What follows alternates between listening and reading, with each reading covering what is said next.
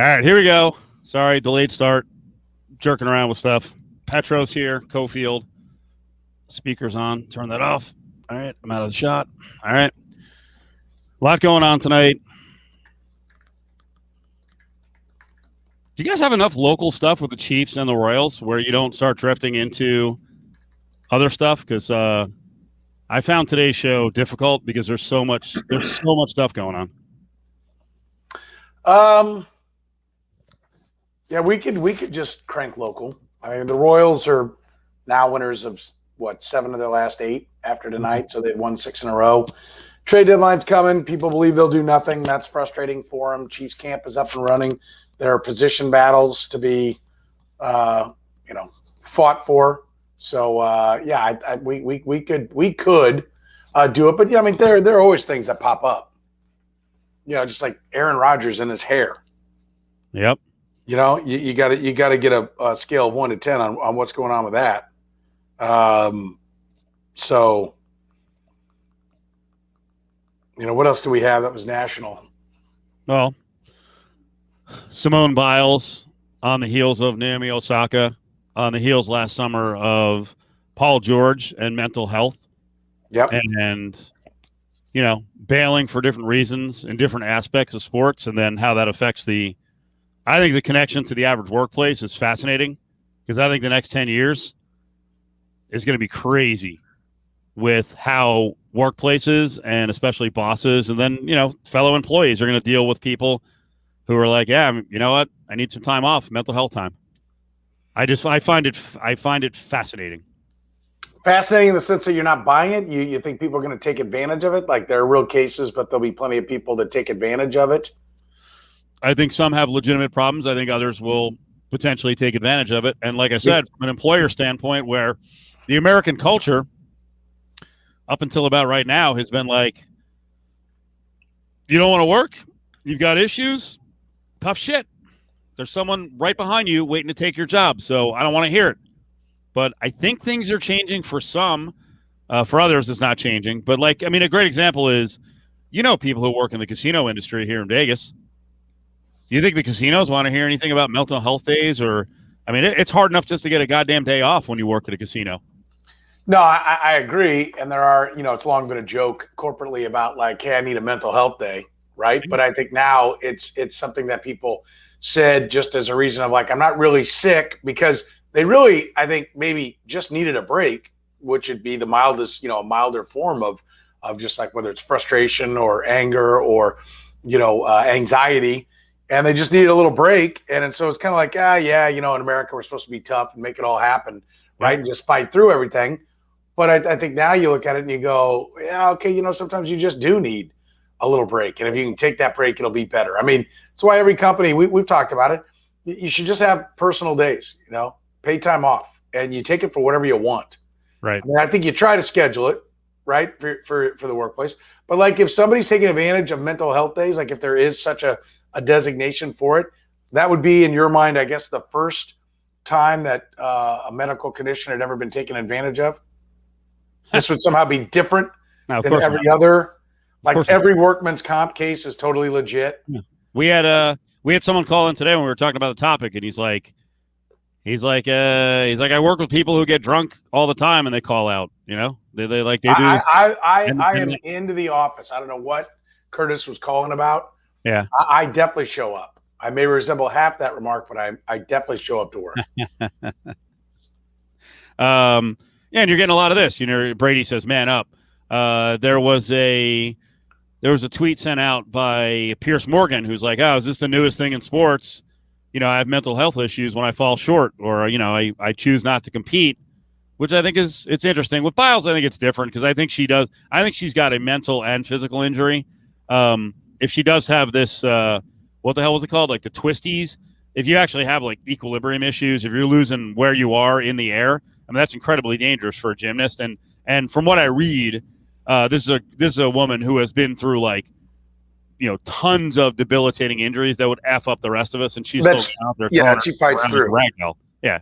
How about this? How about we reached a point, when the Wright brothers started flying and then World War I biplanes, the idea of a G-force that could knock you out, like while you're just flying, that you could, lax into unconsciousness just because the blood's rushing out of your brain. Nobody had any concept of it till the planes went faster and faster and faster. It was thought that that was impossible in race cars, and then Texas Speedway was built, and with the banks and how fast it could go and the grips on the tires, they canceled a IndyCar race there because they were going so fast. The drivers were reporting that they were starting to black out on some of the corners because of the G-forces that were being exerted. Who's to say? I mean, as high as she goes, as fast as she spins, twists and turns, that she hasn't reached the limits of the human body on what you can do. That physically, with the springboards and everything, that she's gotten to a point where she just physically has gone beyond the capabilities of the human brain at this time. I mean, it may not be a mental health day, maybe what she's viewing as a mental health day, or maybe it's become a mental health day or mental health problem, I guess I should say, because she's gone beyond the limits of what the human brain can handle. It's happened before in other disciplines, and this made you. I mean, when you watch her, it's insane. I don't know how you would judge her, because how many times she flip and twist? I have no idea. And so I think it's ridiculous. But she's battled through so many injuries for so long.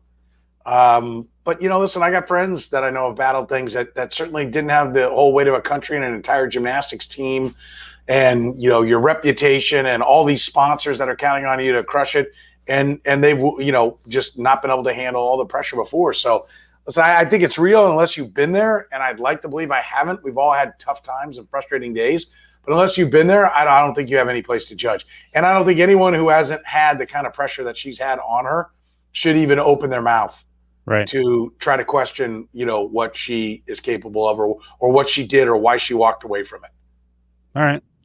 Well, it's interesting. NKC Chief says, what's the difference between Simone's issues and a starting pitcher with the yips? She's a woman. So it's easier to come down on her? You don't think? No.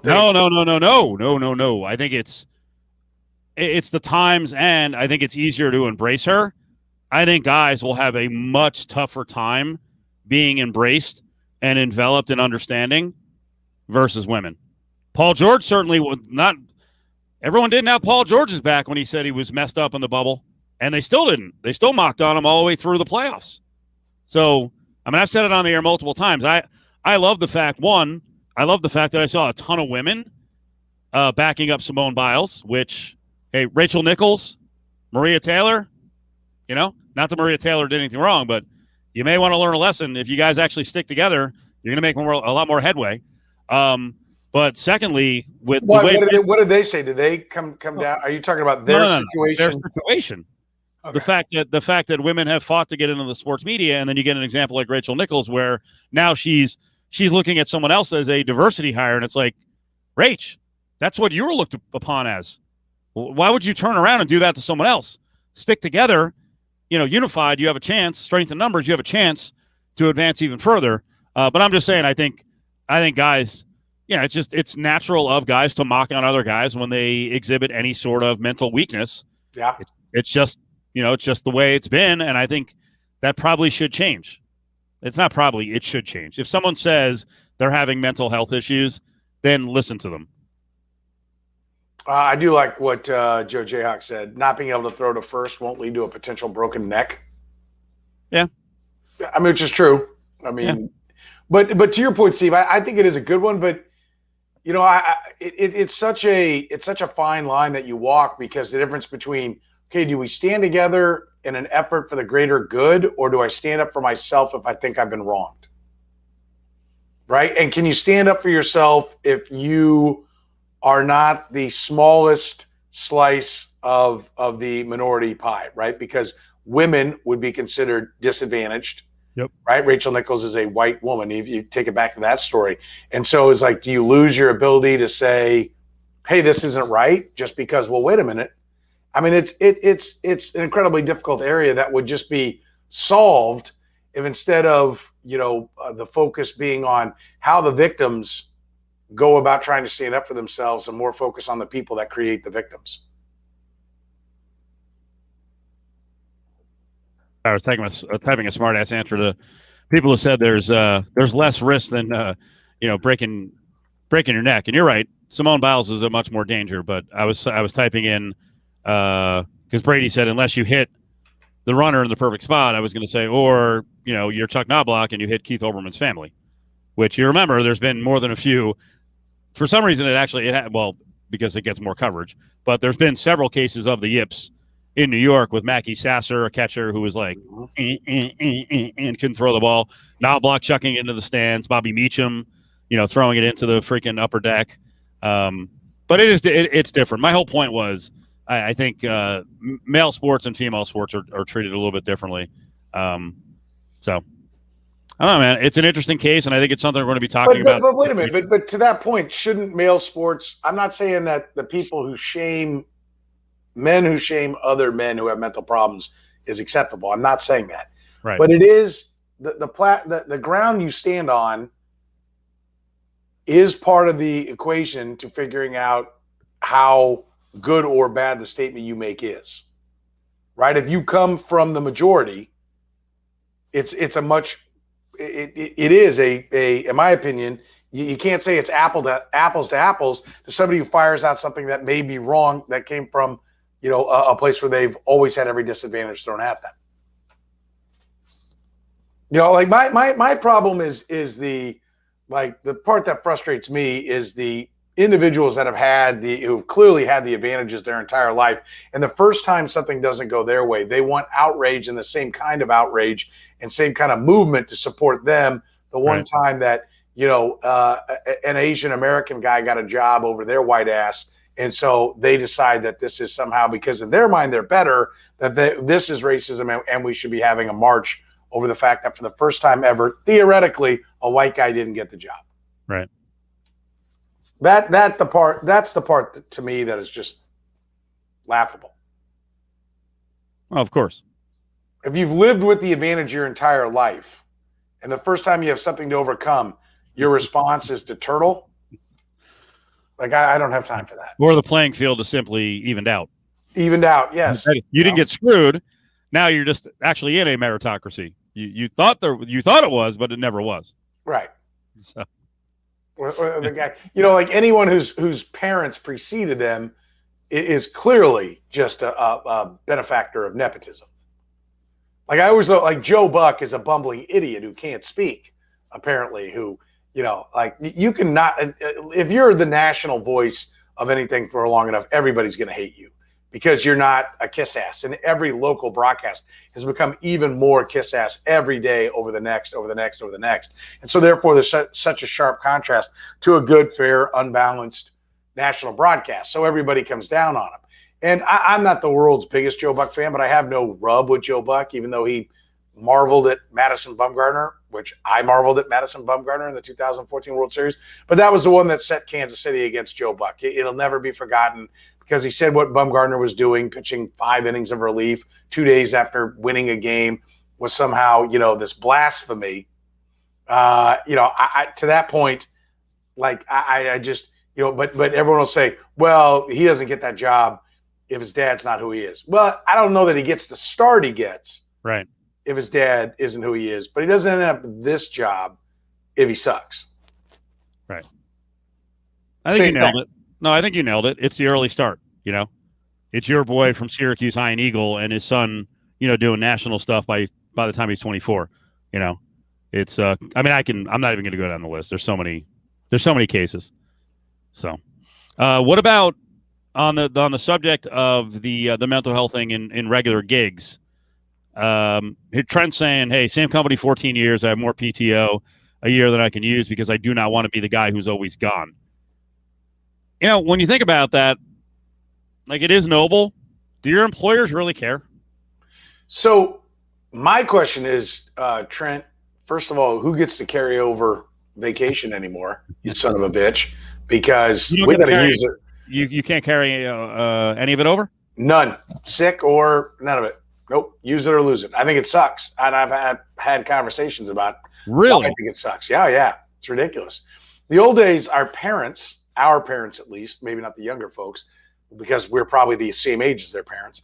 Our parents, my mom, when she when she left one of her jobs, she had like 6 months vacation and 3 months sick leave, and they paid her for all that. Okay.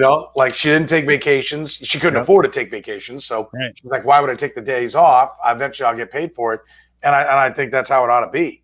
But everything is, not the way it should be. Nothing is for, nothing works to the benefit of you're not rewarded for putting in the extra hours. So did you lose a bunch last year? You probably worked more than you ever worked because you had to work. I did. Yeah. I mean, I usually lose 3 to 5 days every year. By the way, this is not true. California can carry over 282 hours. All right. I think that probably is true. Well, good for them. They respect labor. Federal jobs. I know federal jobs used to be able to carry it all over. Wow. Yeah, we have a cap, but as long as you're underneath the cap going into the new year, you can carry your days over. But you got to watch that cap all the time. Make sure because then you stop accruing at a certain point. So I think we stop. In my case, I think I stop accruing at 180 hours. So it's roughly what 20? Is that like 24 days, 23 days? Well, that's bullshit. Take the days off. Yeah, our building, and I actually respect this. Our building, from especially management, they have developed a culture that it's okay to take vacation. They take vacation, so if you don't, you're a moron. Now, I will say we were, I don't know, but I think you were too. We had our staff stripped down, so if the show was going to get done, you couldn't take off. Yeah, I mean, that said, we could have gone national on those days. We could have, we have other programs that could back it up. Take the days off. Well, first of all, you got 24 more days of carryover than I do, so far be it for me to complain about your setup. Okay, yeah. I'd like a little sympathy on my end of the equation, but I will say this: my company is, in full disclosure, if you're like, hey, I've used all my vacation days, but we have an illness in my family, and I'm going to need this time off, they would cover me. Yeah. So they would cover me. So I do want to be clear. I've never worked any place better than where I work today. And it's part of the reason why I still work there, because there have been other opportunities to go elsewhere. But, but I just think, and I know that's there, but for me, I don't want to impose. If I could just accrue my days and if I I got a sick kid and I need 3 extra weeks, I think my company would be like, go be with your kid. Right. Let's talk about what we can do and how we can do it. They would have my back. For me, I would just feel better if I had the opportunity to just accrue the days and not have to ask for the extra time. All right. Well, I think we were on this. We were onto this a couple of weeks ago with the mental health days. I think all companies should allow it, and use it when you need it. I like have your 15, 20, 25 days, whatever point you've earned, and they're your days to take however the hell you want them. Right. But don't take more than 5 with less than 24 hours notice. I feel like you're pointing to a specific example or examples. Well, people who have the brown bottle fever and, just get all, drunk as shit, and then they call in because they can't make work, and then suddenly everybody else is scrambling. That's bullshit. Yeah, and that's really tough on morning shows. So let me flip right here to and this is random. Nate Bucati. I'll tell you what. No. I wanted to mention, Nate. You and I were talking about the future of soccer, I think, off the show. Mm-hmm. And then you were saying Nate has a chance to be pretty big time as a soccer voice. And I actually did hear him about 2 weeks ago doing Gold Cup on Sirius XM. I was like, yeah, that's him. He's pretty good, man. He is good. I hope he gets to a level where he's like one of the, the 8 or 10 go-to guys for soccer in the U.S. Because he's good.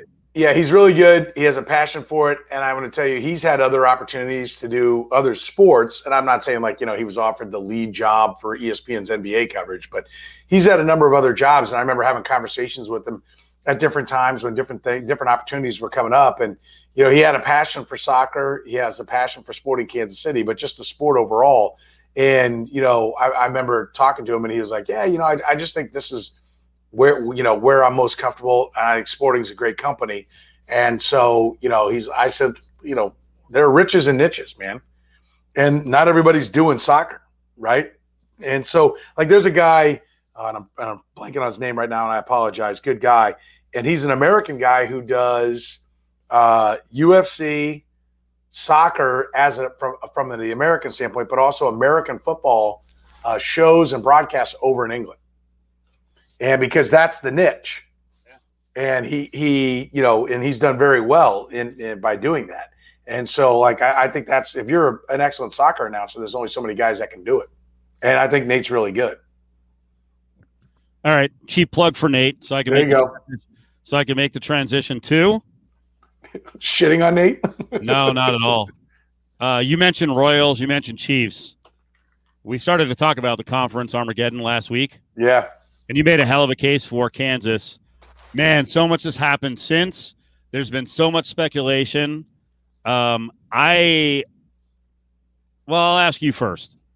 So, how are people feeling about Kansas in this whole situation? Well, I mean, they're not feeling good. There's two angles, I think, for Kansas. Well, there's optimism that the Big Ten will call, right? There's that, and I think I will. Anyone who didn't hear us last week, I'll restate. I think the biggest now with Oklahoma and Texas off the board, the most lucrative economic brand out there in college athletics that's not in one of the, let's call them Power Fours now, is Kansas basketball.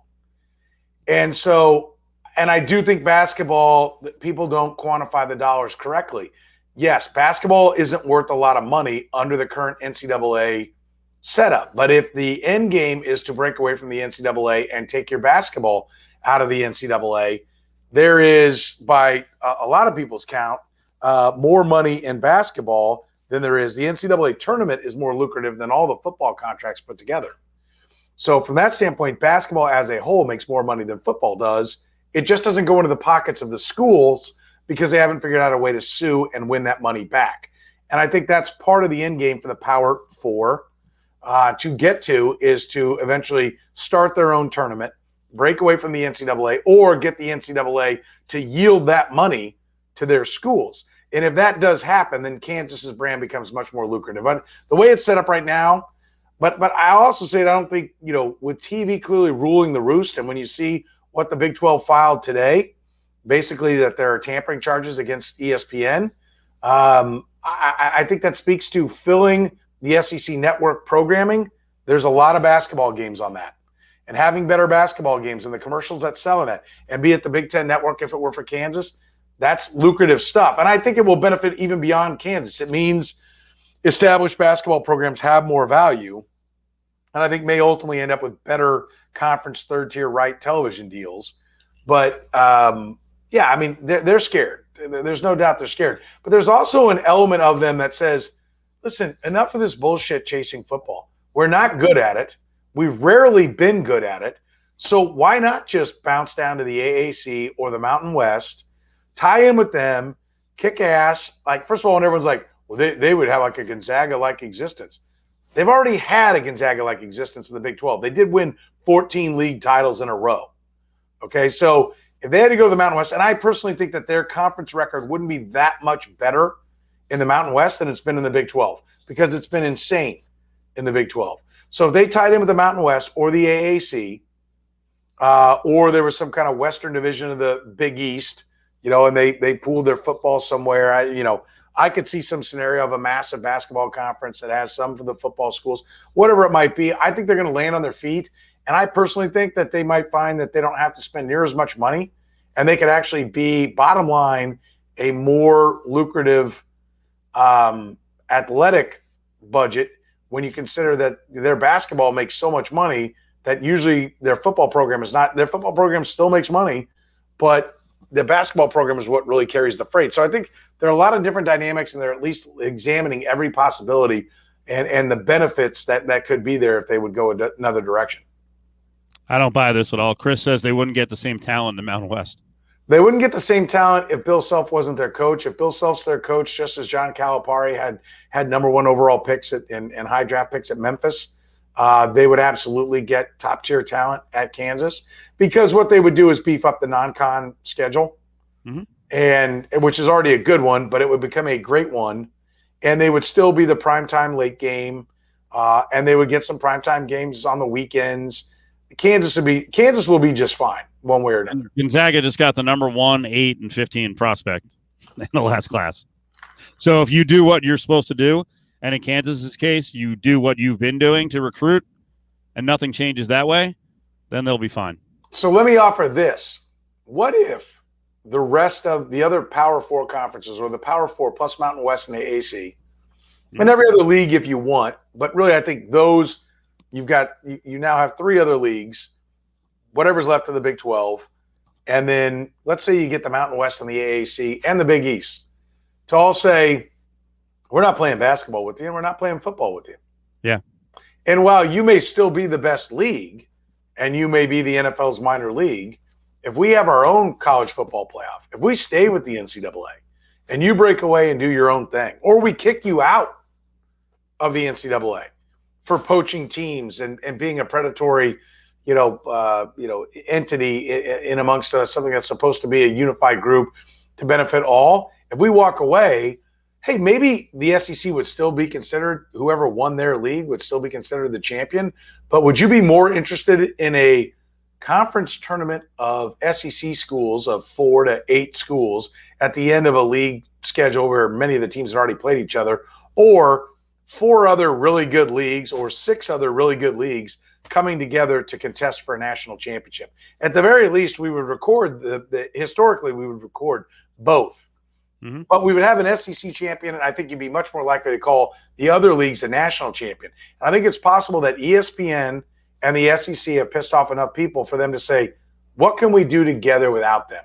They finally, instead of being like, okay, the SEC is really good, we have to match them, instead they come together and say, we have to avoid them. We have to leave without them. And I think that is something that will certainly be looked at. And firing a several $100 million lawsuit across the bow of ESPN, backed with Fox and CBS, ready to empower you with money, that while you sue ESPN, they give you prime TV, slots for your league's games. Yeah. Oh, this could be very juicy and fun. It's because I want to get to the lawsuit here in a second. No, I think it's really interesting. I like the vibes you're getting from the Big Ten is like, hey, we're not going to panic. The new Pac-12 commissioner, who's a Vegas guy, not a Vegas guy, but he was working in Vegas at the MGM. He came out and he's like, we feel like we're in a pretty good position, in the Pacific and Mountain time zones. The other conferences do have a lot to offer, and they don't need to freaking bow at the feet of the SEC. And I won't even. I was going to say I won't get into it, but I'll. And believe me, there are problems with some schools in the conferences outside the SEC. But there's also something to be said for, the academics do count, and also this anti-vaxxing, COVID hoaxing, anti-masking, anti-Black Lives Matter. That's not our culture in these other conferences. I'm not saying there aren't teams and states and schools that have problems in the other conferences, but you know what? Fuck off. We don't want that to be our culture. Yeah. So I mean, I think it's clear the if you wanted a big brand to add to your football mix, the Pac-12 would have added BYU. Which is, I wanted to ask you about this. I have no idea if you guys are up on BYU or very educated about BYU, but BYU fans continue to think that they're going to be a match for the Big 12, and I don't think they assess what their reputation is around the people that know them. I think there is, desperate times call for desperate measures, mm-hmm. and I think their, some of their political beliefs are frightening to many, but they are much more likely to match up with Baylor and TCU mm-hmm. than people might realize. Which is sad. And frankly, they're more likely to match up in the state that I live in from a political standpoint. Certainly, if you drive out like every other state, the metro areas tend to be leaning one way and the rural areas leaning another. And so I think there is, that is actually scary. I've never thought about, like, we end up with right wing and left wing conferences, which in some ways we have that. Well, I mean, that's what I was getting at earlier with, trying to paint it with a broad brush. And I know everyone in all those areas I mentioned is not one thing or the other. Now, BYU is scary from the standpoint that when they were in conferences in the past, they were a bully on the block. And I still think I don't know. I follow UNLV. I went to Rutgers. I tout the fact that both have amongst the top 5 most diverse student bodies. And for me, those schools, I don't want to be aligned with a place that is not into inclusivity.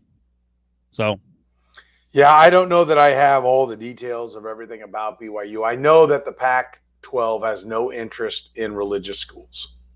yes, and I'm not sure the Big Ten does either, unless it's Notre Dame, and then the money's overwhelming. But I don't know that the Big Ten wants to get in that area. Now the Big 12's already done it, but I got to tell you, I think another funny fan group is Baylor. Like, as if nothing's happened the last 20 years. Like, this sports first thing, and the hell with everything else, including women. I don't know, man. I ain't comfortable with that. I think it's interesting. I don't understand. Like, Notre Dame is the top Catholic university, so embrace your values and tie in with all other Catholic schools. If you're a Christian, university, non-Catholic university, tie in with those schools. I mean, if that's your essence, if that's who you are. Yeah, I mean, look at what you're not just the money. Look at what the Big East has done. The Big East is essentially now the big Catholic. It's a lot of parochial Except school. for Butler, which I for the life of me, I don't get. Like, just there are Catholic leagues in big cities. There are Catholic leagues in high school. And that's even a big rub here. It's more like many of the, most of the private schools are Catholic in this town. Certainly all the big private schools are Catholic, and there's always bitching and moaning about, their recruiting and everything. And, recruiting on a mild scale, yes, they have like open houses and they come in and the coaches are there talking to you and all that's going on. Meanwhile, all the public schools have gone to letting you go to any school you want to in that school district. If you live in one school district, you can go to any of the public schools and play sports. So one school is the basketball school in that school district. One's the football school. One's the girls volleyball school, just because there's an effort to try to win championships, which is ridiculous. But in my opinion, but nonetheless, I mean, it's no different. So my point is, it's no different in the lower levels. Yeah. We lost a basketball game and I had parents coming up to me saying, they have two kids that are from other Catholic schools. Like they recruited kids off their Premier League team to come and like, that's that. I'm like, well, so we should have just beat them anyway. Right. Like, settle down, like, relax. So, that's it. People want to win and people want to be right, and they're willing to lie or do anything they can to justify that they're right. The bottom line is, I mean, one thing I think we should start getting our arms around when it comes to college athletics, stop acting like this is a period of change and over the horizon is a period of stability. Right. Like, get your head out of your ass and understand that it's a constantly evolving deal. And so, listen, I remember, and I had a lot of people that were pissed off. One, I defended the Missouri folks for leaving when all the Big 12 people want to say it's bullshit, I can't turn their back. And then I listened to 10 plus years, everybody saying that they were failing, they don't have any money, they can't do anything. And now everybody would beg to be in the SEC with Missouri, right? And I remember and when it happened, when Nebraska and Colorado walked away, much less when A&M and Missouri walked away from the Big 12. When Nebraska and Colorado walked away, I was like, it was a gut punch. Because I remember the Big 12 coming together, and people don't remember that the Big 8 came together with the Big 12, with the Big 4 teams of the SEC or the Southwest Conference, because they knew TV-wise, once Oklahoma kicked down that door with the lawsuit that we get to keep our own football money, they're like, well, wait a minute. And they realized quickly that each school couldn't do it on their own, so they had to tie in conference-wise, that they didn't have enough juice television set-wise. They realized that all the way back 25 years ago when the Big 12 was formed. And that's why they dropped Trow for Texas. And, 8 Big 8 schools welcomed 4 Southwest Conference schools, and they uprooted the Big 8 office out of Kansas City and sent it down to Dallas because it was mandatory for the league to be formed. Right then, you knew who was whose daddy in that league. And at that point, really, I could have said it, but I was, I wasn't that wired in. But I remember saying, listen, the Big Ten was talking to Missouri. The Pac-12 was talking to Colorado. The Pac-12 had a standing offer to Colorado and Texas at that time, Pac-10, to be the Pac-12. And they said, no, we're going to give this league a go. And I remember talking about that time. I said, hey, you got to not dick around with Colorado and Texas because they will leave. And, so from that standpoint, there was always this thing there. But when Nebraska and Colorado left, I said, the Big 12 is done. Whether it's tomorrow or 10 years or 20 years from now, it will not exist. And people were pissed. I mean, they were pissed and didn't want to hear it. And they didn't want to hear that Missouri, they wanted to try to find ways how Missouri was screwed. And I'm like, look, maybe I'll be wrong. This grant of rights thing is great. It's going to keep you together until 25, but 25 will come. It's the same thing. It was like, sign every free agent. Well, but your cap's going to be shit next year. Well, that doesn't matter because next year will never come. All that matters is this year. I mean, which is such bullshit. That's why teams end up like the Falcons having to trade Julio Jones because they're so bad against the cap and they haven't won to begin with. And it's the same thing with conference. Like at the time that Nebraska and Colorado were threatening to leave, they should have considered, let's kick out Texas and keep everybody else. Because that's enough with A&M and OU and all that. We could have kept this thing together. That's what those schools will say. Years later, we should have just punted Texas. When they threatened to leave, we should have unified everybody else and said, okay, let's get Texas out and let's go grab whatever you think the best school is, which maybe could have been Utah just to give a travel partner to Colorado, or expand into the Mountain West, which has been my theory, is to get the Mountain Time Zone into your time zone. It would have been the best way to go back then. But they didn't do it. And then they just tried to bullshit themselves and say less mouths to feed means more money. $4 million extra over the ACC or what the Pac-12 was getting, but still what was going to end up being $10 or $12 million less than the SEC, which doesn't even matter because you're still running your budgets off $45 million in donations. Like Jim Boeheim said a long time ago, he goes, you know, everyone's running around about these TV contracts. He goes, let's be honest about what really keeps these programs going. It's donors. Yep. You know, you see a school have a $108 million budget. They bring in $110 million. They say they had a $2 million profit. And then you look down there and realize they only generated $62 million right. worth of revenue, but they had $48 million in donations. And they call that, in the black. Right. I call it charity, right? Government assistance, whatever you want to call it. Bullshit, you made money. None of them make money. They all, no matter what they get from the television networks, spend even more and still need basically charity to keep it going. So if they had at that time said, look, at the end of the day, we're going to lose these guys. And how much more money are we getting? Yeah, we're getting 20 million more or 25 million more than we can get over here, but we're having to spend 25, 30 million more every year to get it. Like, what are we really doing? Like, let's find schools that look like us. Yep. And let's tie in with them. So you tell me, who's got more power? Look, moving forward, who's the real power broker in this whole thing? Is it the Big 12 or is it the AAC? Because it ain't the Mountain West. Trust me. Why isn't it the Mountain West? Tell me why it's not. I just don't. I don't trust their leadership to be forward thinking. I think they've blown this on. Okay, listen. Okay, morons in charge. Dan Beebe. There were many in the Big 12 that were morons in charge. You can't convince me that the Big 12 with what, $37 million a school in their contract, that somehow the Mountain West, where the schools make $4 million, that's a power broker. The AAC to me is a bigger threat with the backing of ESPN to maybe pull apart the Big 12. And now I think it's a war between the AAC and the Big 12. And clearly the Big 12 is thinking that too by going after ESPN and the AAC. Right. So let me say this. Number one, the is the difference between 4 million and 37 million Texas and Oklahoma and Iowa State, Kansas State, KU. I mean, listen to the schools I'm rattling off here. So projections down the road are not going to be 37 million. Oh, God. I got to punch this up. Mountain West doesn't have the TV markets of the AAC. Are you sure? What does the AAC have? The AAC has now Wichita, New Orleans, right? Two legs in the AAC, right? Okay. All right. New Orleans. But I'm building Cincinnati. All right. Tampa, Orlando. Let me just go to let's instead of guessing, let me just bring it up to you. Right. AAC television markets are AAC, Wichita, Houston, Memphis, SMU is in Dallas, but I'm going to tell you they're like 5th or 6th on everyone's mind, but they're in Dallas. Well, yeah. Cincinnati, Orlando, Tulsa, Tampa, Philadelphia, Temple, but they're way down the pecking order. New Orleans, Tulane, and East Carolina, which is whatever part of Carolina. They're in areas that have it, but are they really a draw?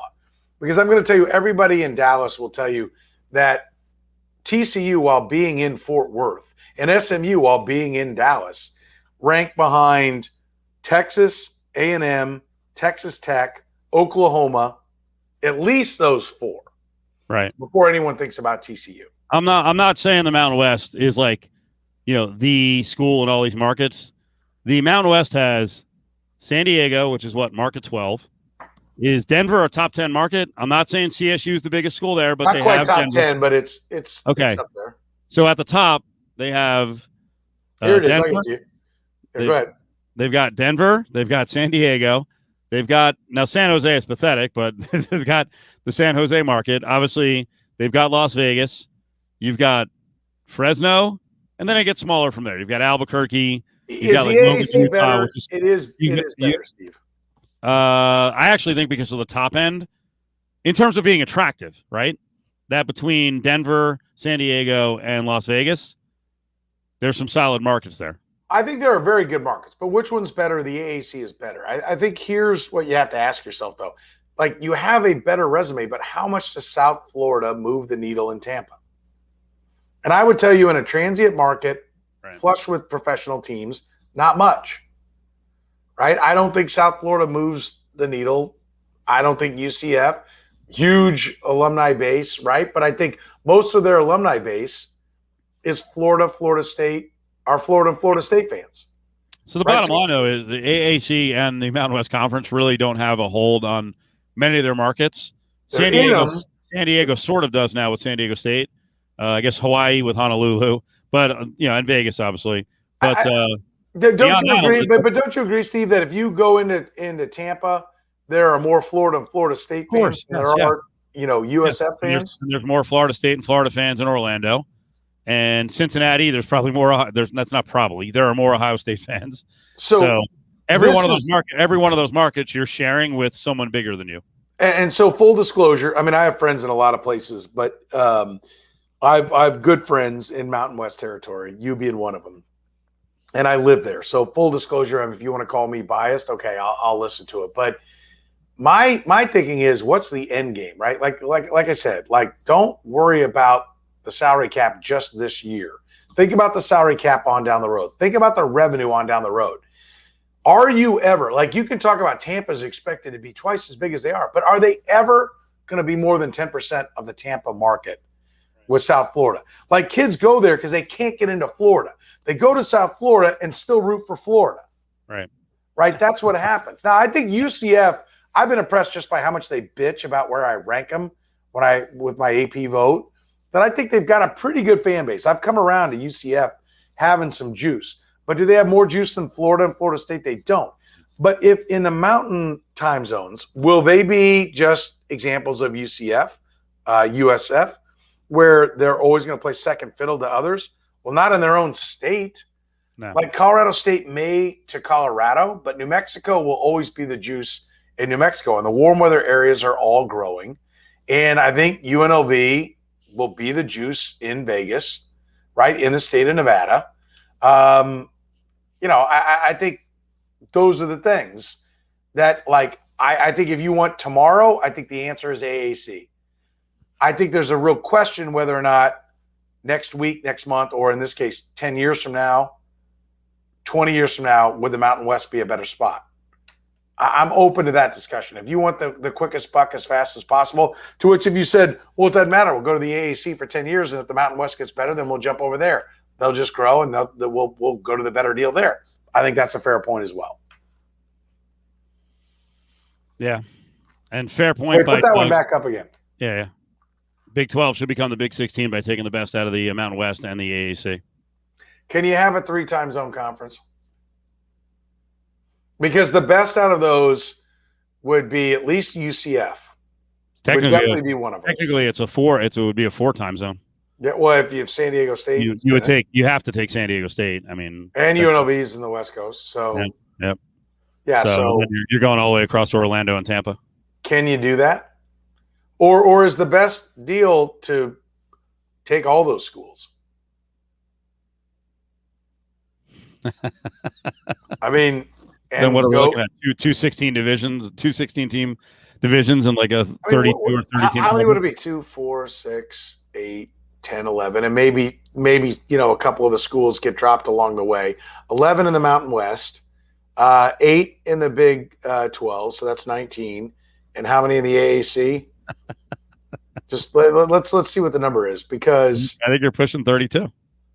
probably I'm sure 19 in the AAC is 2, 4, 6, 8, 10, 11. Football playing, it's only 10.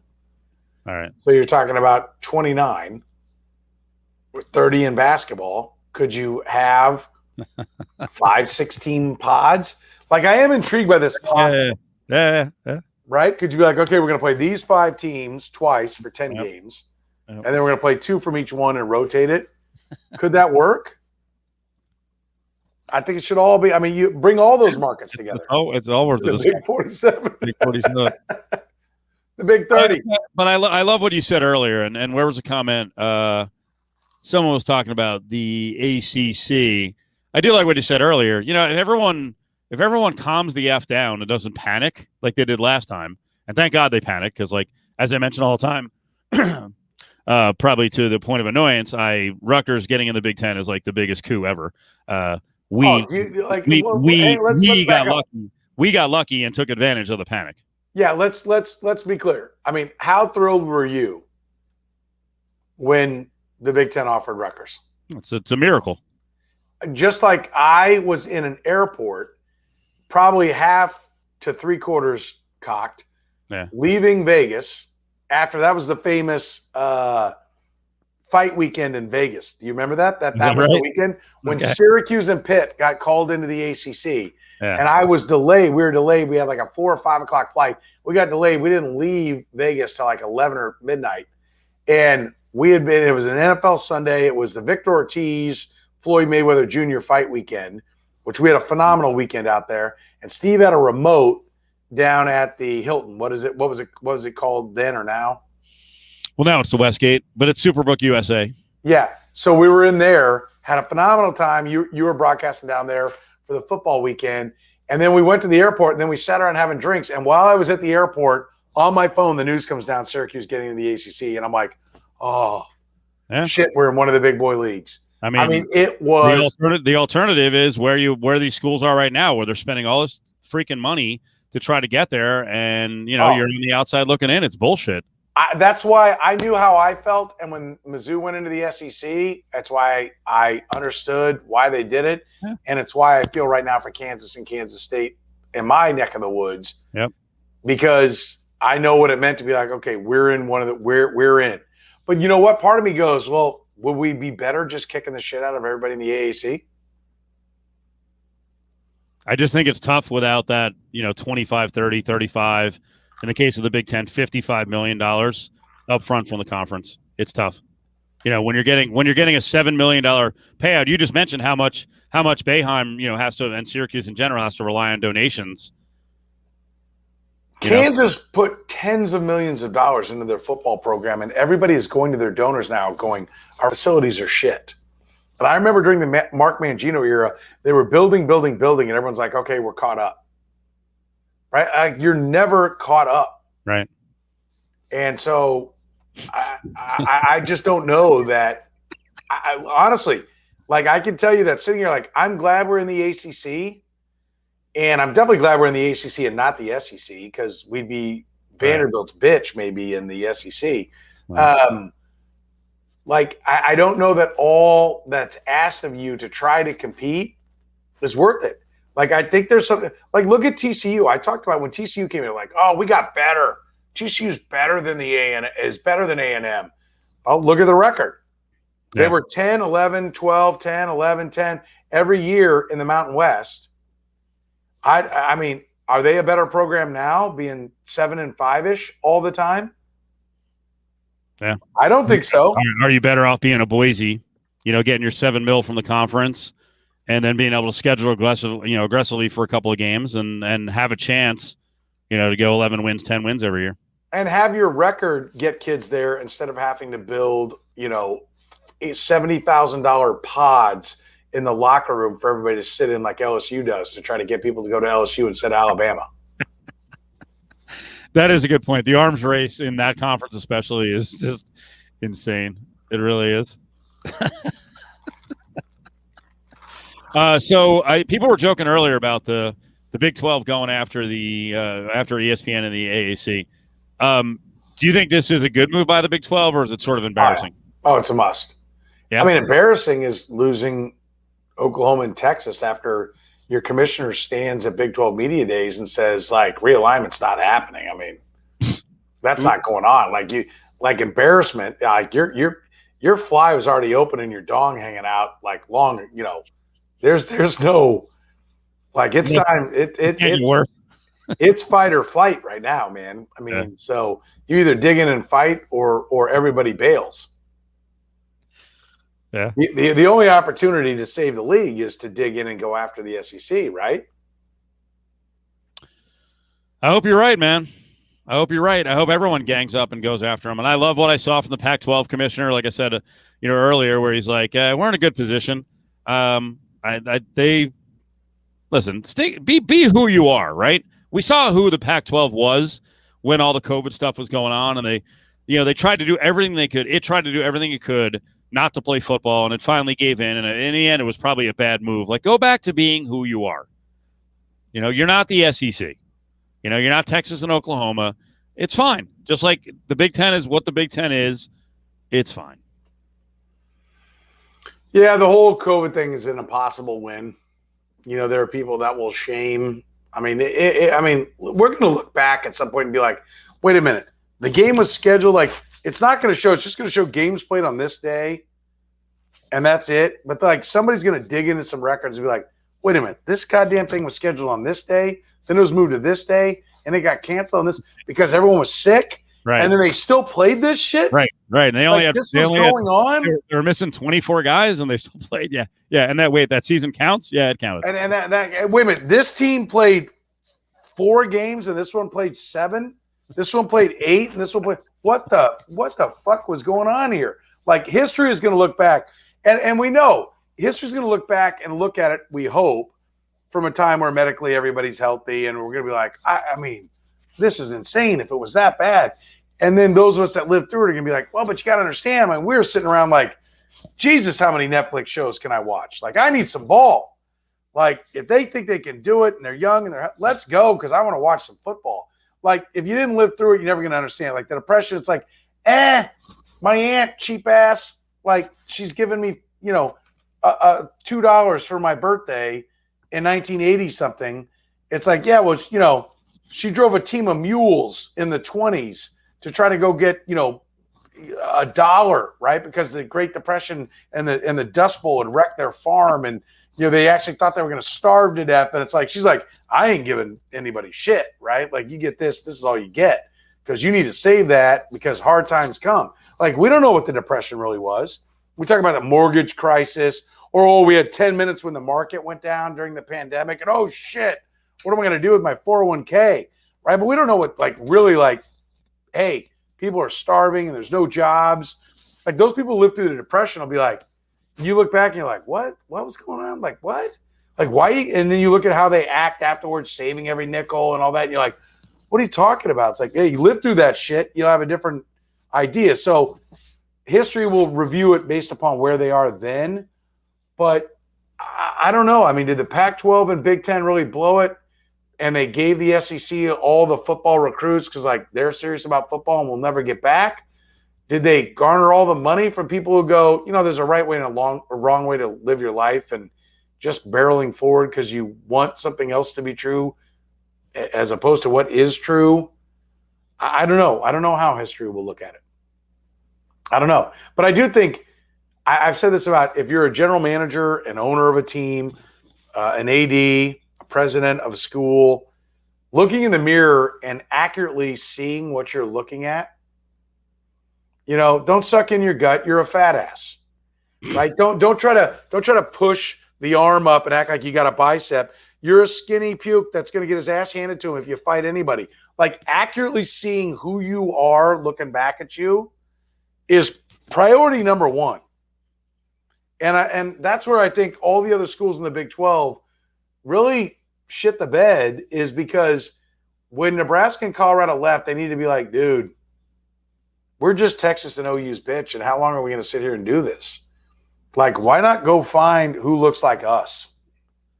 And I think that's what all the schools need to do now. They've had enough lessons quickly enough, like not forgetful enough, that, let's make the right decision for the most money, the best situation over the next 25, 50 years, and not tomorrow.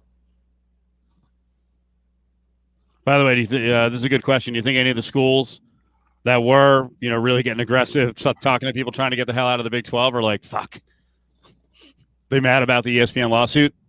Like, you mean like Nebraska and Colorado and no. I think now I'm saying I think he's speculating. Oh, like, Texas and OU. Yeah, no. The remaining schools, like if Iowa State had already had conversations and Baylor's ready to move, or they're like, what, just let it go. If any of them have a Power 4 vine to grab, yeah, because they're like, shit, I'm out. I don't want to stand. But you know what? I don't think that lawsuit will stop them. I think they'll make their move and go where they need to go. They will do just what Oklahoma. And let me say this: I don't want to villainize Oklahoma and Texas, because they did what was best for Oklahoma and Texas, which is what college athletics has been doing every day since the early '80s, when they sued to get their own football money. Before then, they played football money. They played football, and it was shared and shared amongst all the members. And I think there's something noble about that. I think there's something about, like, I sit there, I wear a lot my MIAA basketball T-shirt, which I got from doing a number of different their media days. It's Division II basketball, and it's a great league here locally.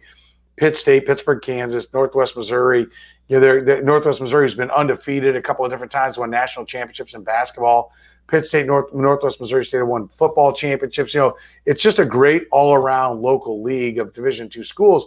And in talking to their commissioner, when I used to do their basketball tournament every year, do a remote from the municipal auditorium, and we would talk about it, and he's like, yeah, I mean, the NCAA tournament funds what we're doing right here. Like, we don't make money. This does it. And all the big schools I get when they're like, well, we're making money for them. Like, why shouldn't we get it all? That's a valid point.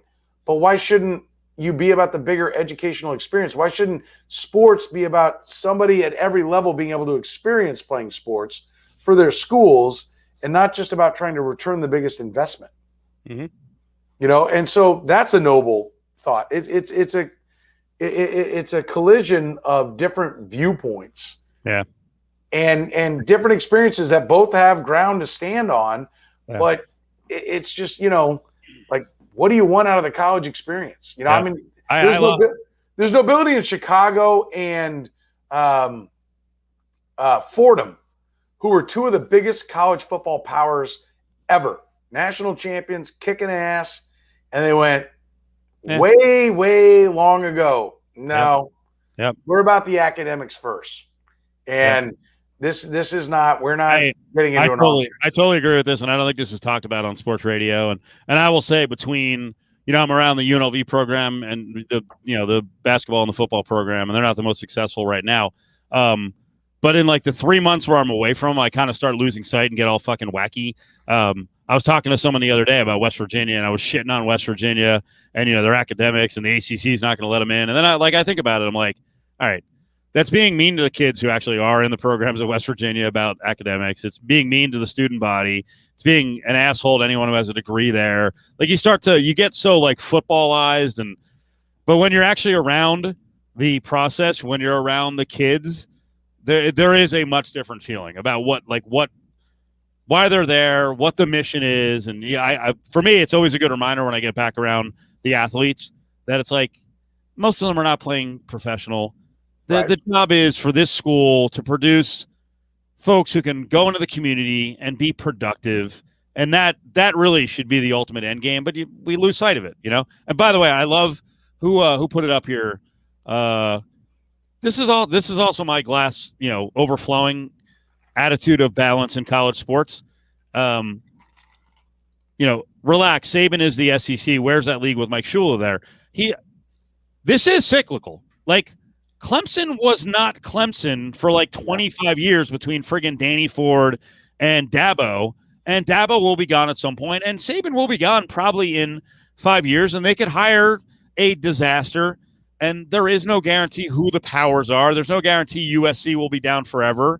It's cyclical, man. Things change. The SEC is hot as a pistol right now. It's not always going to be that way.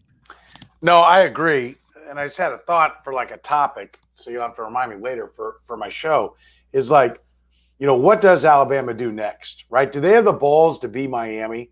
Like the greatest success story ever is a succession of coaches at Miami. Yeah. Not just promote from within. You know what usually happens? Every chicken shit AD just promotes one of the coordinators, and it usually goes to shit. But Miami said, no, we're going to rock and fire, and we're going to go find the next best thing, right? They went from Howard Schnellenberger to Jimmy Johnson. Right. To who was next after? Dennis Erickson. Yep, Dennis Erickson to Butch Davis. Who was up there, and then by the way, from all over the country. Yeah, I think there was somebody in between Erickson and Butch Davis, but then Larry Coker, they wanted to be assistant. He came after Butch Davis, and he won a championship with Butch Davis's guys. But they really should have gone and gotten the next rock star. Yep. And will Alabama have the balls to be like, okay, everyone thinks Dabo Swinney's going to go there. I don't think he will. I think he's got a new home and he won't leave. But, you just said that about Roy Williams at Kansas as well. But will they find the next rock star? Will they go get, Matt Campbell out of Iowa State? Or, I think Eli Drinkwitz is a comer at Missouri. Whoever the guy is that's rising up, will they go get him, or will they just be like, oh, God, we don't want to lose our recruiting class for next year, which is what they all do. Oh, they shit their pants about losing next year's recruiting class. Will they just be like, we got to bump up the recruiting coordinator or the OC because, we'll lose these guys. Never mind the guy's a complete boob and can't handle all the other things that go on. He's just a great recruiter. I mean, that is one of the things. Like, I love the what's coming 10 years from now. But it is a great point. I've got a buddy who's an OU fan who constantly tells me, he's like, listen, the SEC is the best league. I will acknowledge that. But acting like it's the greatest thing that's ever lived, like Nick Saban's the greatest thing that ever lives. Mm-hmm. And when he goes, then let's measure the SEC against the other leagues. I think Kirby Smart's going to be a beast. I think Dan Mullen's crazy enough that Florida will be pretty good, but his vices will also take him down because he's a lunatic. But I have no idea what Alabama will be. And frankly, like the arrogance from schools like Kentucky and Mississippi State and, South Carolina, Tennessee, and I'm all about giving the SEC its credit, the credit it's due. But like, if you're at Ole Miss and talking shit about your league, like, seriously, I mean, go get your educational system out of the bottom two. I mean, like, how are you even like you're a wart on the ass of the schools that carry all the weight? Because let's be honest, it's what? Alabama, Florida, LSU, Georgia, Tennessee here and there, and who else? Kentucky, if you want to say basketball. But if we're talking football, that's it. Here ended the lesson. Yeah. That's it. There's about 5 powers. By the way, Brady joking, he wants Rutgers to join the SEC because I know Cofield will start chanting SEC. Anyone who's listened to me the last couple of years, that's not the case. I fucking hate the Big Ten. I fucking hate everything about the Big Ten. I hate every other fucking school. I don't like most of the states that Big Ten schools are in. I like being in there because I want to shove it up their ass. But I'm not like that's why that SEC, that, like you were saying with Mississippi, ride in the back of others and be like, SEC, like, I'm not rooting for Alabama to win. What kind of sports fans are these? Fuck Michigan. I hate Ohio State already. The arrogance of Iowa, goddamn fucking dying state, up yours. Well, I guess we'll get big numbers in Iowa now. Sorry, Iowa. No, but I actually really like Iowa and Iowa State fans. They're super passionate. They are. But no, there's an arrogance. There's also Is there really, or is there just a pride? Oh well, no. I think looking down on Maryland and Rutgers are new additions to the conference, and meanwhile they know nothing about those states. They know nothing about the regions. So whatever. And I've said a million times. Have you been to Iowa City? I have not. And I've never been Have you been to Ames. the Gas and Sip on a Friday I'm in Iowa sure, City? dude. I'm sure they're awesome because the funny thing is, the Mountain West with like UNLV fans gets a bad rap. I can find something cool to do in every Mountain West Conference city, even the ones that have like bad Salt reputation. Lake. I really enjoyed Salt Lake. Okay. Yep, because Salt Lake built a whole. I didn't know. I've never spent time there other than changing planes. Salt Lake. I mean, I'm not saying I want to go anywhere like 8 miles outside of Salt Lake, but like in because of the Olympics, they built up and they have a big bar district and lots of restaurants, and those people drink. Man, it was cool. I found good times in Albuquerque, in Fresno, in San Jose. Logan, Utah's a little shaky. Laramie's the smallest city ever, but I find, and I would enjoy Iowa City, and I would enjoy Ames, and so. Yeah, college towns are good. Listen, you know me, I go to Iowa City on a regular basis because of my daughter, but and I am impressed by the Iowa fan base. I did leave out Auburn, thank you. You know, they have carried their weight there, but you know, and that's true of most conferences, right? There's the handful that actually do all the lifting, and right, you know. But you got my point on the whole. I've always found the SEC to be a really weird deal where they all, once they're out of the mix, they root for each other, and I guess maybe that is it weird, or are we jealous of the fact that they are all in?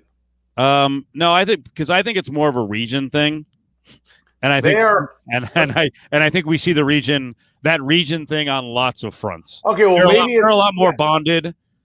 Well, maybe it's a little spooky in the sense of like from a political level, like. Yeah. Whatever my political team says, I'm going to follow no matter what. Yes, that scares the shit out of me and why I want to be a part of no party ever, because I don't ever want to be branded as some mindless shit that just follows, team A or B, no matter what they say. So there is an element of that. Yes, that it's somewhat cultish. Yeah. Okay. Like, yeah. But you do have to admire the fact that there is a sense of pride. Yeah. I mean, you also, I don't know about you have to admire, but you have to respect that they're like football and everybody else eats shit. I mean, like they're all about it. But I'll ask this: is the SEC actually going to be better, or will they, when Nick Saban retires, will they be a? I'm putting on a stupid show. Sorry. No. I know who that is. So, will they be a muddled up 9-3 mess? Right? Will the league become such a big deal that all the best coaches will go there and they will just bloody each other's nose? And you like, because listen, boxing has not been able to figure out how to create a bunch of guys where the general public still respects 22-7 as being one of the best fighters out there. UFC does it. Like guys lose and they still are marquee attractions, although, and I don't want to go down that rabbit hole because I know you're much more versed in that than I am. But I have like boxing has become that like you got to shelter everybody, get them out to like 28-0 to try to create this myth that they're actually really good to try to create a super fight. Well, college football has always kind of had a super fight that just inevitably happened. Will that continue to happen, or will they wall themselves in with so much firepower that everybody's I like that. Well, because wall it into where you're like, I'm not voting 9-3 national champ. I was going to say much of the media around the country will back them up on going 8-4, 9-3, and say they should get 5 teams in the 12-team field. So, yeah, which again, as we pointed out, there are generally 5 teams at the bottom of the SEC that are very mediocre and would be no better than mediocre in all the power conferences, or you might have a win more. But Kentucky and Mississippi State and Mississippi are not great programs. Tennessee is still a disaster. Trying to strive to get out of being a disaster. So, you know what the best is in those pods? Tennessee's still with Alabama. And I'm going to tell you that, like, I've never met a nicer group of fans as an opposing fan than the Tennessee fans. Yeah. We went down there to play Tennessee, and maybe it's because they knew they were going to kick our ass. But we had Dwight Freeney. We still had some ballers back in the day. When I went down and saw Syracuse play at Tennessee, loved it. Loved the Tennessee Navy. Walked around the tailgates, multiple. Come on over. We'll get you some beers. Here's some food. It was a ball. I had a ball in Knoxville. Great people, great fans. I can't say enough about what a great time we had in Knoxville, Tennessee. It was fantastic. That being said, why those dumbasses admit to or continue to fight to be on Alabama's schedule every year is the most mind-boggling shit that I have seen in a long time. Like, stop with the natural rivals. Be a league, SEC, not like us versus Alabama. And, go play the other teams.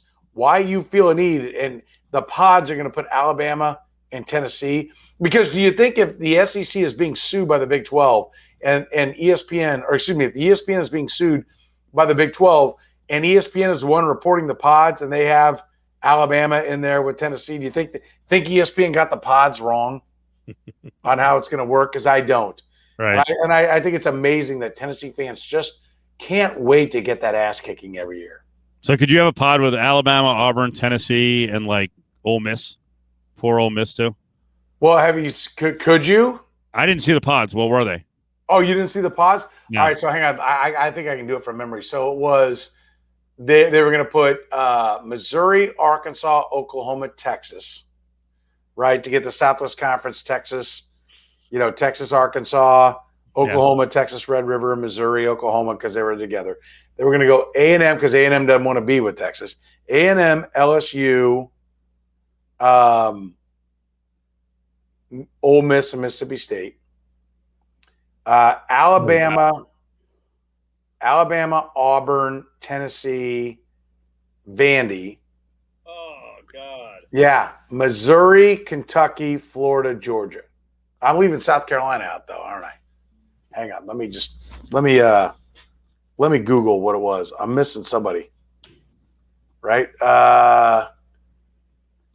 SEC pod proposal. I have it here. Florida, Georgia, Kentucky, South Carolina, LSU, Mississippi State, Ole Miss, Texas A&M, Alabama, Auburn, Tennessee, Vandy, then Arkansas, Mizzou, Oklahoma, Texas. That's so tough. Where was South Carolina? With Georgia and Florida. Georgia, Florida, South Carolina, and who? Georgia, South Carolina, Florida, and Kentucky. So it's all interesting. Are you good with that? The scheduling was going to be they were going to finally bump up to 9 games, which has pissed everybody off that they don't play 9 games. Would you be good with that setup? I mean, would I enjoy watching it? Of course, yes. What do you mean good with it? Do I think it's unfair? Yeah. Do I think it's an unfair advantage for certain schools? No, not at all. I mean, I think Texas A&M and Texas should be in the same pod, but Texas A&M, Texas, and Oklahoma is murderous. So you got to balance it a little bit. You can't be like the Big Ten, who are assholes with the East Division versus the West. I like the idea of you play all 3 and then 2 of each pod. Like, if this is going to happen, and I think it's going to happen, then we might as well just all get ready for it. What's the best way for them to play? Right. That's how I would say that they should play. Florida, Georgia, Kentucky, South Carolina, Alabama, Auburn, Tennessee, Vanderbilt, LSU, Mississippi State, Ole Miss, A&M. Yeah, I just forgot South Carolina and with Florida, Georgia, and Kentucky.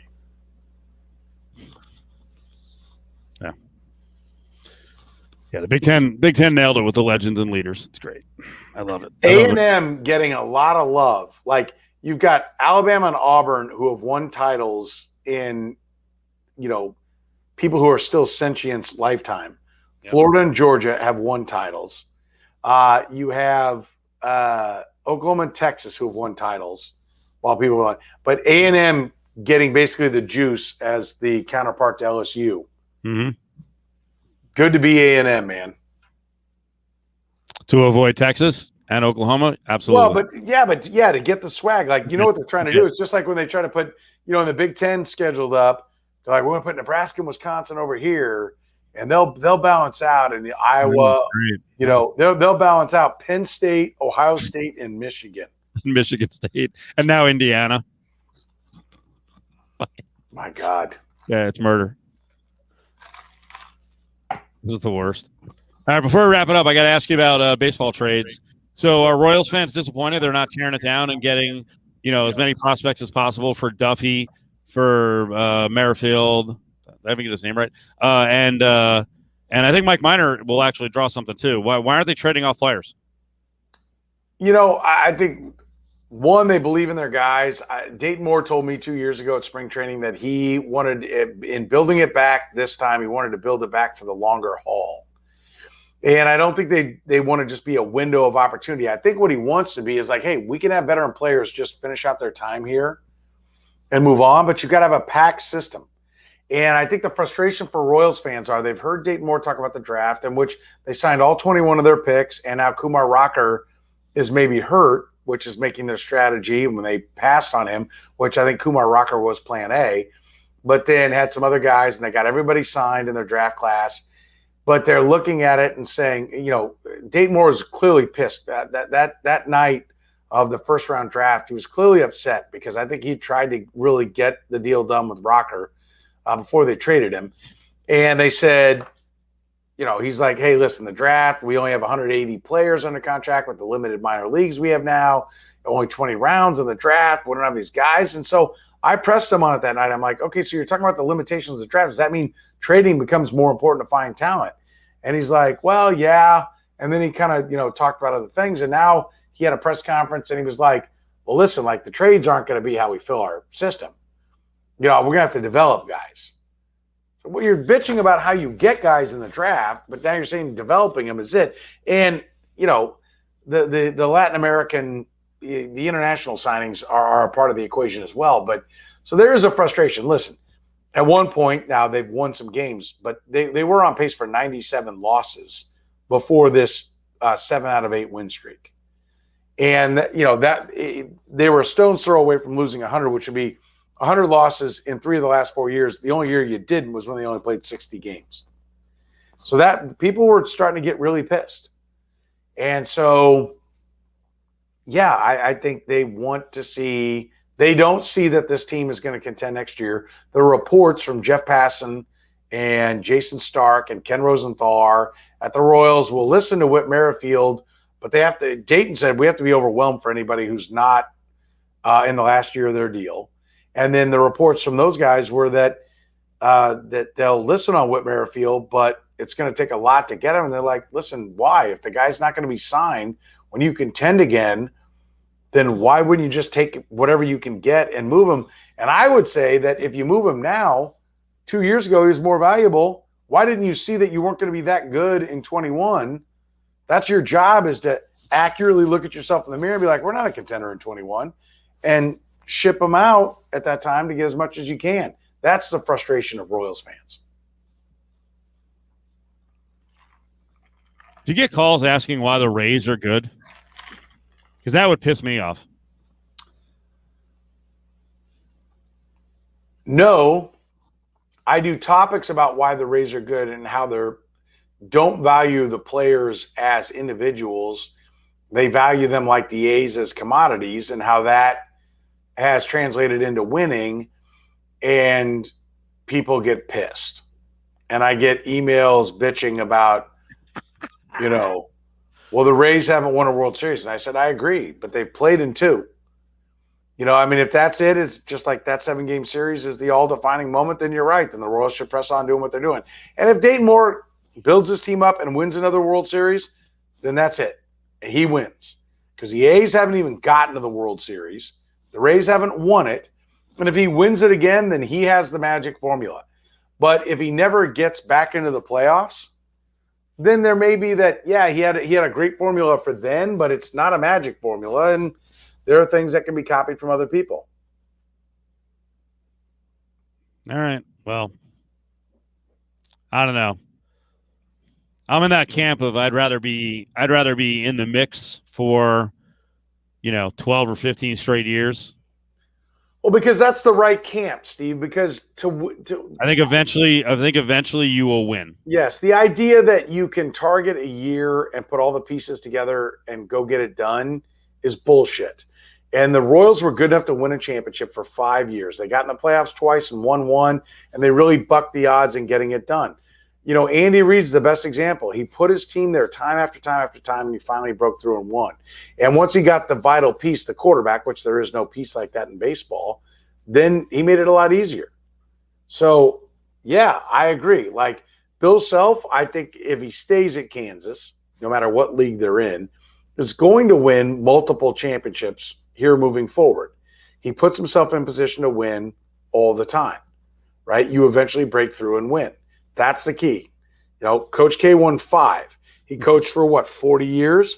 He won 5.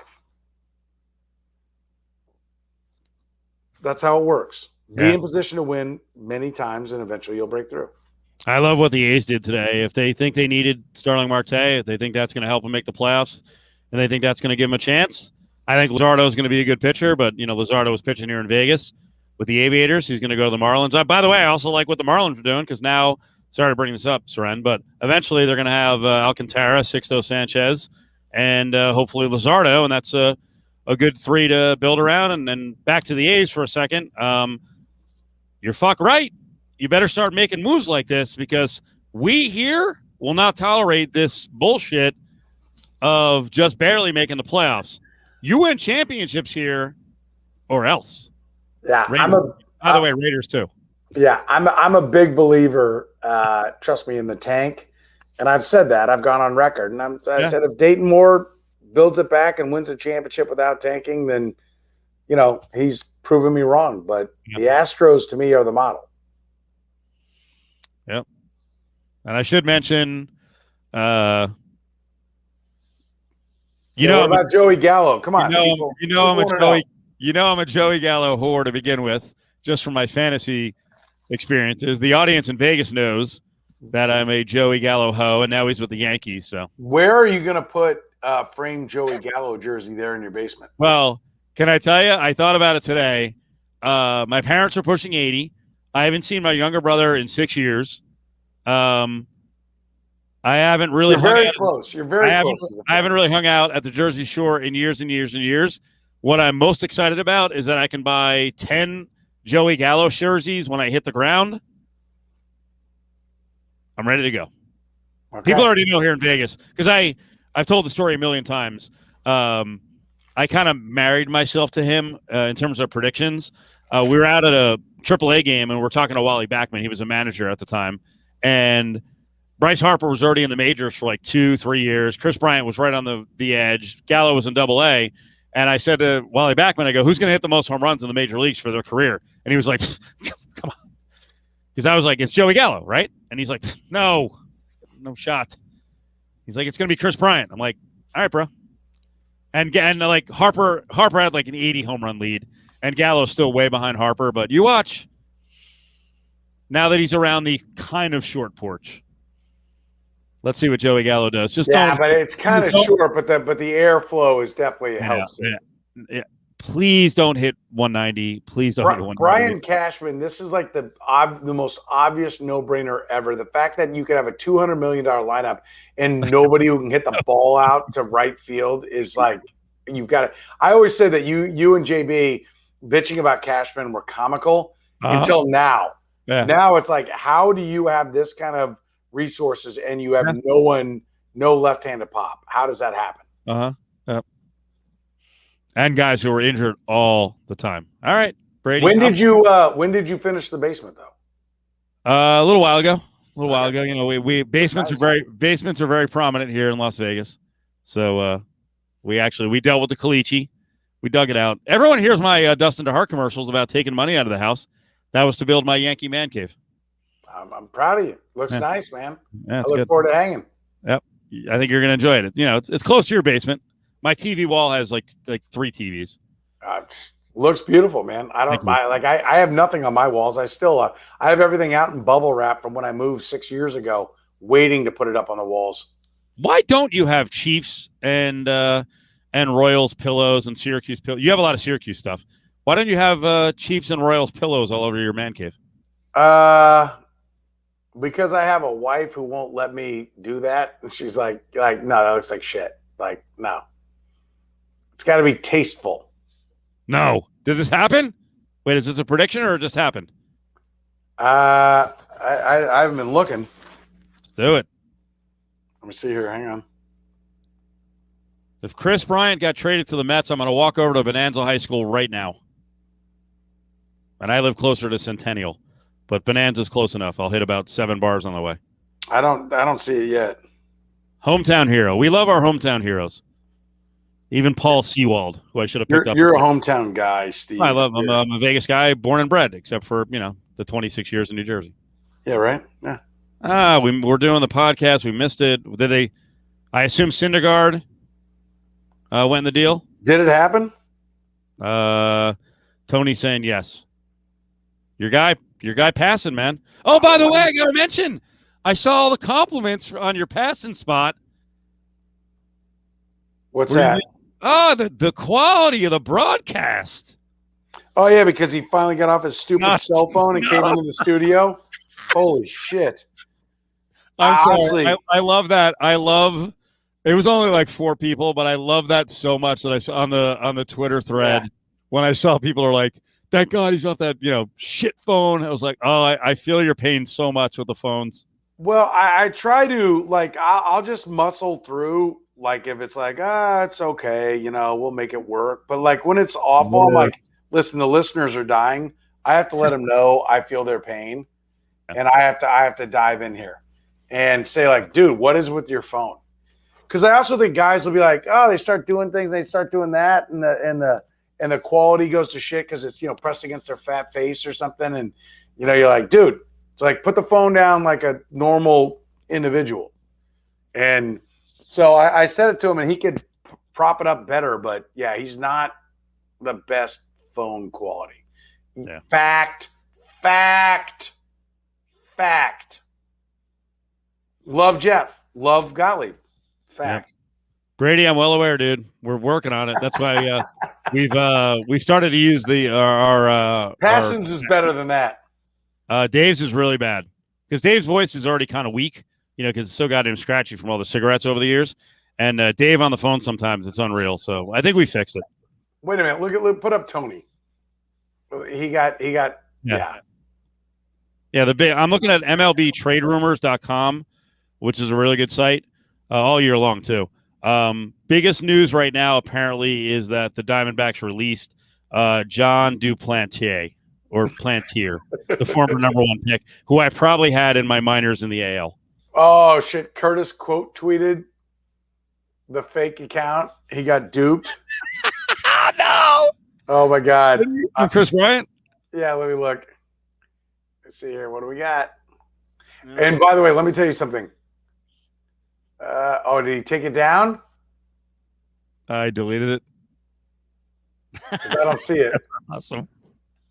Did he get? Because let me tell you something. You know what'll be the best? That is, I'm so glad I know that because, I've been gotten at least once, maybe a couple times, where I retweeted something and it was a fake account, and I get it's a fake account, jackass. And I'm like, oh, fuck. And I will quote tweet the tweet and say like, hey, bravo to you, man. You got me. Curtis gets so pissed. Yeah. You have nothing better to do with your time to get out there and try to troll. I'm like, yes. Like, why wouldn't you? Like, you laugh at the Jerky Boys CDs, right? When we were kids, crank calls, like bullshitting with people. That's funny. Like, you don't think the bar owners or the business owners that were getting, these crank calls weren't like you don't have anything better to do with your time? Like, you go out, you got, 10,000 followers, 50,000 followers, 1 million followers, and you get that jackass. Like, that's an accomplishment. Yeah. Listen, I get it. I get the mindset. I mean, I don't do it. I'm not going to say you should do it or you shouldn't do it, but like when you get me, I say you got me. But Curtis gets pissed. He is going to be pissed. Yeah, I always look now. There was something going on with DeMarco Murray between the Cowboys and Titans and that whole thing, and I think I was gotten because he was going to go back to the Cowboys according to a tweet, and because I'm blind and I don't look real close, an account that was under Adarn Schefter. But if you put the R with an N, it's like Adam Schefter, Adam. And the son of a bitch on it, and then it's got 134 followers instead of whatever he has, 1.2 million. So, oh, by the way, I got one more thing before we close. What, you killed Uncle Freddie? No, Uh, A before little love for Brady. before we close, no, I just forgot. No, they're doing an alternate. They're doing like a mega cast for Monday Night Football. I think they're rotating the Manning brothers. Right. Adam Schefter may be the lead, like unbridled, no scripts, off the cuff. Adam Schefter. I've heard. I thought it was Peyton and Eli. Oh, I thought they were rotating. I thought it was Peyton and Eli 10 broadcasting. Maybe they're going to cherry pick the games. Mm-hmm. Okay. But I don't know. I haven't really dug deep into it. Bob Glauber from the New York Newsday said, I get Peyton, but Eli, he's like, no, Eli's actually funny. Oh, my God. Okay. Like, he's got to prove it because he seems like a stiff. But then yeah, that's what I think, too. Is Schefter going to bring the funny out of Eli? Is Schefter secretly like super sharp? We just, I don't know. As far as that broadcast,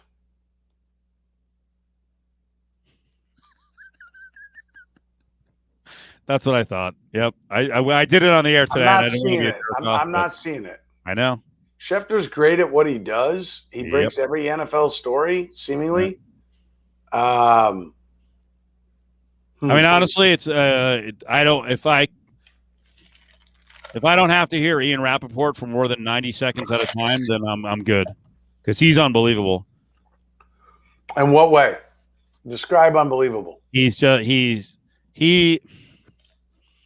There's a lot of guys who are these insiders who've risen to high levels. I don't want to go on this rant again, but they actually believe they can do what we do, and they fucking can't. Okay, you're not funny. Now, if Ian Rappaport talks about shaving his balls all the time, which he got suspended for by the NFL Network with the really, oh yeah, he got in trouble like from some subtle references to like shaving his nads, but it may have been like, hey, you're not supposed to do free pops as a rep of NFL Network. But who knows? I speak about these people as if I know them. Maybe behind the scenes, he's a friggin' brilliant guy and everyone loves him. So I just, what I still hold in. I like Dukes, the host in DC, and Rappaport went on there and was shacked in the fool and hung up on him. So that sticks in my craw. I can't get past it. It wasn't Rappaport, was it? It was. No, it was Rappaport. It was. Yeah.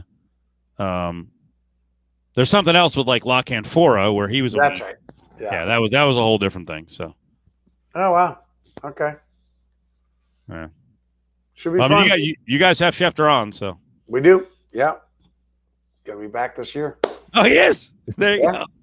All right. Well, don't play any of this for him that I said he's not going to be good. I mean, I probably won't, to be honest with you. But I mean, if he finds it and asks me, listen. I kind of hope he does, so that you're put in an uncomfortable position, like you did with me and Ross Tucker. So. How did I put that? How did I put you in an uncomfortable position? Yeah. Ross Tucker. No, that was not uncomfortable. That was. It was great. No, it was great because I thought about it the other day because that was a taped interview. Every time I do a taped interview, I have to admit when I do taped interviews, I never do them, folks. They're all live here. But when I do them, I have to make sure that I'm energetic or fired up like I'm on the air. Sometimes you get a little more comfortable when you're taping. And Ross, when we were doing it, and then Ross was like, "Are you fired up for this interview or what, dude?" And I actually was. And I was like, "Motherfucker." And then he breaks it after like a couple. He goes, because I was on with a guy that last guy I was on with, that guy was great. Oh yeah, he is tremendous. Because you were I was taping him too, and you were taping him right after me. Right after. I go, Ross. I said, we'll get you going, man. I know you're taping somebody one right after the other. He goes, yeah, I got Vegas right after this. I go, who are you doing in Vegas? He goes, Steve Cofield. I go, do me a favor. I said, when you go home to him, say this. He goes, I'm not gonna do that. I guess, no, seriously, you're good. Say this. And so he shit on Steve, and it was great radio. This is a weird comment. Playing bad music on touch tunes at a bar you're not at is a dick move. Is this person in our conversation or just random? Or did they hear me? I was actually down the road. Well, I was actually talking about touch tunes on my show today, but I don't think I may have done that before, but I don't know if I've talked about it on the show. So, all right. So what do you got going on tomorrow on Friday? I don't know, because tomorrow's my last day before I go on vacation for what it will be, 10 days. Woo! So, be off Friday, headed to Florida Friday night. So I have no idea what we're doing tomorrow, really, to be honest with you. No, I do. Blair Kirchhoff will be with us. We'll play Stump the Chumps. We'll get some bold and daring predictions. We have even beyond that. Dude, I have to give you credit, and this is not something I keep saying. Ooh. Oh, Chris Kleiman, head coach at K-State. Okay, that's good. You have Chris Kleiman on, and we'll be handing out our ESPYs. We're granted the ESPY Awards for Kansas City for the Coach of the Year. Brought to you by our friends at Hen House, and we'll be live at Hen House at 119th and Row. Nice. I enjoyed your Twitter thread about Stump the Chumps and phone calls and taking more phone calls or not taking more phone calls. I thought that was really interesting, and I thought you were brutally honest about phone calls dropping off. I mean, the rest of the industry doesn't do it, and so like I like phone calls. I actually like the exchange, but I think the listeners have been trained not to take calls, and I think most shows and stations and entities don't want to take calls. It's an uncontrolled environment, and I think it's uncomfortable for many. And I think, there's an insecurity there of like, do I run into a guy who knows more than I do? Oh my God, what am I going to do? And I think that's actually some of the best radio when you run into a guy who knows more than you. And so, a guy said, hey, why'd you do this? And I said, well, because like it takes call. There goes a cat's ass. Come on. Don't jump on my desk in the man cave, dude. Why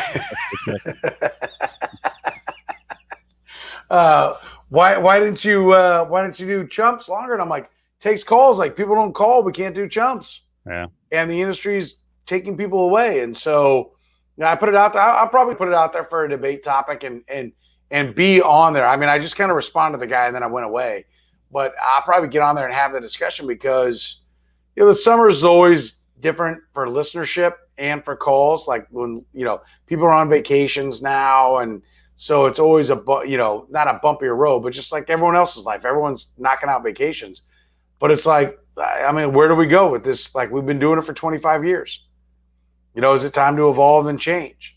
And so I just was honest with the guy and said, look, you like it takes calls. Yep. And I thought a lot of people backed you up with what, NKC Chief is saying, that, a lot of the calls aren't great. The hosts are who people tune in to listen to. And we're told that all the time by consultants. And honestly, I think the other part of it is, I don't know about if it's just guys. I think it's everybody. How many people, what's your call volume just in your normal activity compared to what it was 10 years ago? I don't call anyone. Yeah, no, people text, just like it's just where we are. I mean, listen, I do like the unknown. Like I like it too, and I'm fighting the challenge within my show because my producer hates phone callers. Right. And I'm fighting with him all the time. Like, dude, we're taking calls when we can. Yeah. I want them to be part of the show, but keep going. I think it's kind of like stand-up comedy, right? With an audience that gets a little rowdy or something. Like if you're good, you make it funny, you make it entertaining, you make it thoughtful, they can take you somewhere. If you attract good callers, and I'd like to think we do, but there's also an element of like the caller that's a really nice guy but not very good, and people are like, listen, dunk this guy. Like throw one down in his face, like get this asshole out of here. And you're like, that's hard. I don't want to shit on this guy. And so it's a delicate walk. And it's one where, I mean, clearly the industry is going away from it. I can't say that I will go away from it. I can't say I will ever keep taking it. We don't take that many calls, but every day there's a time where I open up the phones. And I will tell you, like, there's a lot of people who won't do it. And I'll open the phones. I'll say, hey, KU, State, Missouri, Royals, Chiefs, Sporting, always a topic in the program. Here's what we're doing. I set out topics. I don't just go, call me or shit, I don't know what to say. Like I always have a topic, but then I always say, listen, if you have something you're passionate about this, call. And we really never get the call about the other stuff. Right. Occasionally we do, but not sustained. And so, I don't know where it's going. So it was a good thing to put out there and see what people think. And I respect what Shitter's saying here because he's a big overnight listener to national shows. And that's how Soren and I both came up. I grew up in the New York area, so they still, between FAN and ESPN, whatever it's called there in New York, and Sirius XM, they love phone calls. But I also think there's a balance. I also think, relying on phone calls and taking phone calls and taking, if it's 60% of the phone calls are not very good, it's kind of lazy radio. Put in Nick's comment, right? Like, no, Nick, next one down. That was like, a guy called in, and it's not even about the politics of it. And I was just like, okay, so what is it? And he couldn't identify, so there is an element. I've been doing it for a long time, if you're 27. And I think that's another thing is like, you and I are vets and we can handle the calls. Like a lot of people in our business are like, they're TV guys that are just doing this on the side or to, their contract calls for them to do some talk radio. They're not real talk radio guys. There's a lot of people in talk radio. There's only a handful of us that this is what we do. This is who we are. And so, you got to understand how to play it and what to do. And you got to be confident enough and you got to have prepped enough and be ready to go that you're not going to, or when you're just like, oh shit, this guy does know more than me. All right, so tell me this or that, and there's an experience level that helps with it. But I think most people. I think you make a great point. How many people actually make phone calls? We all text now. Yep. I can't wait to get out. If I get on a phone conversation, I'm like, I got to get off this. I can't take it. Trust me, I know. Yeah, our conversations are short and sweet. Trying to make a trade with you in fantasy baseball, and you're a pain in the ass, man. I texted you. I sent you ridiculous offers, and let's go from there. Yeah, and I was like, okay, how about bring reality because I've got other offers, so let's go. All right. Well, we're going to work on that when we go. So we appreciate it. Thanks for sticking around. We're back tomorrow with the legal podcast with Justin, myself, and someone. We'll see if Adam Hill's back in town. I have no idea. I think he was just in Mexico. And then, no, he was. He was in Cancun again. He was hanging out in Cancun with a big group. I just don't know the timing. I don't know the timing of his trip, so. Because he's a weirdo. He's in Mexico at an all-inclusive, and then like randomly he was still there this afternoon. Randomly at 3:42, he's tweeting about Jalen Richard and Theo Riddick going on the COVID list for the Raiders. I'm like, dude, just take off the rest of the day. No one's gonna miss your freaking tweet. Someone else is gonna tweet about that. So we love Adam Hill. He's a great guy. Yes, regular callers. Whatever happened to Kobe Andy? I don't know. I don't even think he would call in anymore.